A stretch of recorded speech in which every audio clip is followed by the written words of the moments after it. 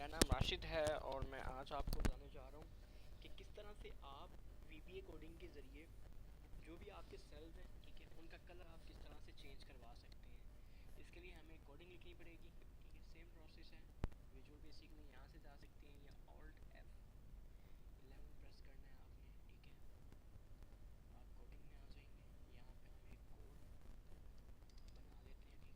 सब, ठीक है, सेल कलर। यहाँ पे हम एक कमेंट लिख लेते हैं, दिस इज सेल कलर, ठीक है। अब हम लिख लेते हैं, कोडिंग लिख लेते हैं, selection dot interior dot colour is equal to RGB, ठीक है। और इसके अंदर आपने 3 डिजिट्स लिखने हैं जो कि कलर को आइडेंटिफाई करते हैं, ठीक है। लाइक मैं बता देता हूँ आपको, यहाँ पे आप आ जाएं, ठीक है।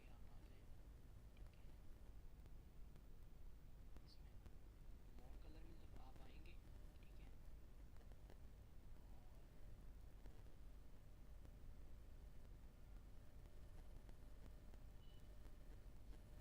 और कस्टम, ठीक है। यहाँ पे जब आप आते हैं तो ये आपको यहाँ पे वो करते हैं, ठीक है।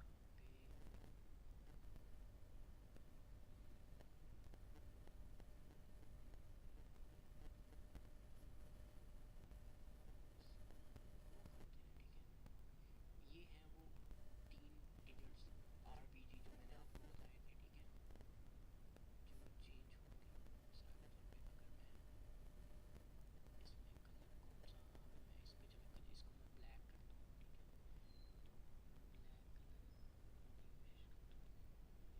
ब्लैक कलर के लिए हमें चाहिए कुछ, यानी कि 222 मैं लगा के देखता हूँ वहाँ पे, ठीक है। 222, ठीक है। और मैं इस पे आ जाता हूँ। अब मैं इस पे आके ये इसका बैकग्राउंड कलर करेगा, ठीक है। सेल का ये जो ग्रीन है इसको चेंज करेगा ये। मैं मैक्रो को यहाँ पर रन करके देखता हूँ, ये, ठीक है, सेल का। तो ये देखिए, ये इसने इसका कलर चेंज कर दिया है, ठीक है।